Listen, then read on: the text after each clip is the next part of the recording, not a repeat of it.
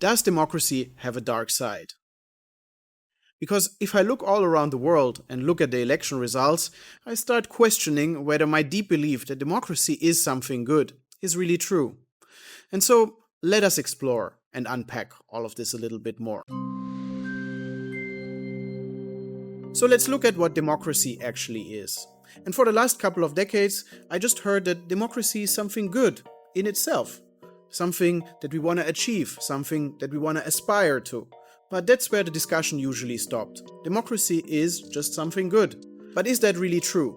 So let's take just an example from my everyday life. Suppose that after this video I will go to a bar and celebrate with my friends. And at the end of the day, after we all had a couple of drinks, my friends are taking a vote on who should take the bill. And they all vote that I should be the one taking a bill. So they all raise their hand and say, Sven, you should take the bill. And when they ask who's against that proposal, I kind of raise my hand. But that's it. Do I have to pay the bill? They say, you are a Democrat, right? You should pay the bill. Do I really have to? Well, it becomes intuitively clear that in such sort of cases, we don't think democracy applies. So democracy cannot be something good in itself. And while the bar example might sound stupid, there are very similar dynamics going on in all our societies. Just think about whether we should take a public vote on the death penalty, especially after some crimes have occurred. Well, the general population might vote overwhelmingly in favor of the death penalty, but we nevertheless feel uneasy with allowing that. So why is that? Well, because one thing that we overlooked for many years is that democracy is not something good in itself, or something bad for that matter. It is a neutral, collective decision-making procedure. So we can coordinate in society based on what the majority thinks, but it cannot bring us closer to what is morally right, just, or scientifically true. Just think about it. Science is not a democracy. Sometimes individual discoveries overthrow all the paradigms that we had before. Just think about Galileo Galilei. Just one guy thinking not like all the others. So democracy cannot establish truth. It also cannot tell us what is just. And so we leave matters of justice to the lawyers and the courts. And lastly, it cannot tell us what is morally right or wrong.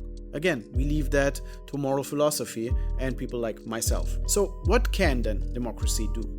Well, democracy is, as I said, a pragmatic collective decision-making procedure.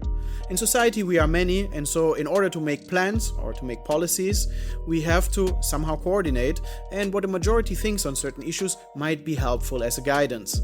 But that shouldn't overreach things, and that's where liberal democracy comes in.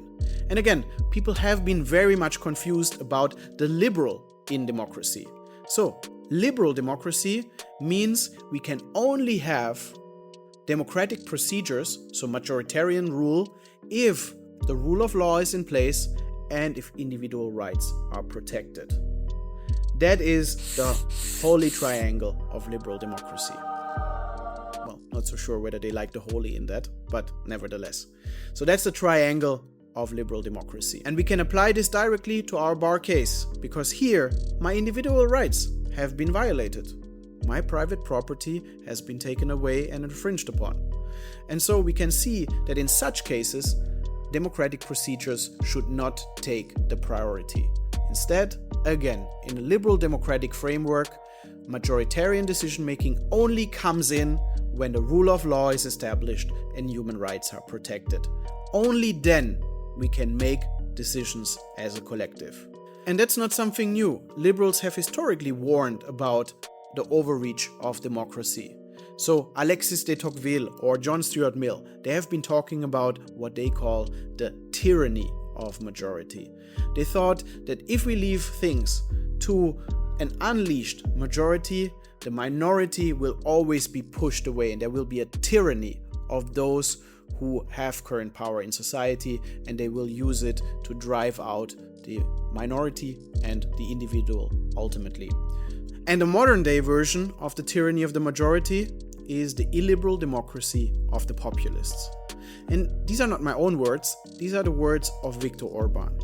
because what he wants is to unleash the will of the good people, meaning his friends, to infringe on the rest of society, those who oppose them, and minorities. So this is not only a concern for de Tocqueville or John Stuart Mill, but it is one of the deciding questions of our time. So it is within the liberal tradition to put boundaries to democracy. So how do these boundaries look like? Well, besides the rule of law and human rights, we also need regular, free and fair elections so that the democratic component is in check. We need general checks and balances that the rule of law can actually work properly. We need a strong civil society and pluralism so that human rights are strengthened from within society. We need a proper market economy so that no one person can take a monopoly of public opinion by owning, for example, the printing presses, to take Milton Friedman's example. And lastly, we need liberal democratic norms in society that we don't only see going to vote on election day as our civic duty, but to stand up for liberal democratic institutions. That we stand up when minority rights are infringed, when procedures of the rule of law are undermined, that we stand up to all sorts of institutional decay. Because what we have seen in recent years is that the populist playbook directly attacks the pillars of liberal democracy. If you go back to my video on populism or the populist playbook, you will now understand that the populists, they don't want liberal democracy. They want illiberal democracy. They want the tyranny of the majority, the unleashed majoritarian rule without the rule of law and human rights. And that's why they go in the playbook always the first after those two pillars. They always go after the rule of law, individual rights, civil society, market economy, and the like. They very much understood this framework of liberal democratic institutions.